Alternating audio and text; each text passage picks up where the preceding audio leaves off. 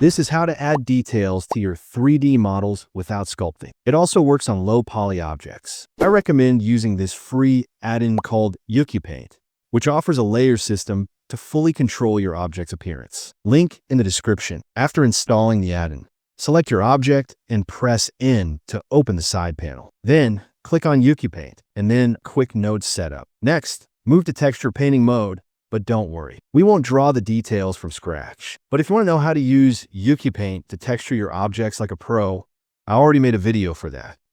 Now, let's say I want to add slash details to this sword I made. Firstly, in the Tools menu, click on this button to create a new brush and rename it. Then scroll down and under Texture Mask, click on New. Change mask mapping from tile to view plane. Next, under the texture panel, click on New.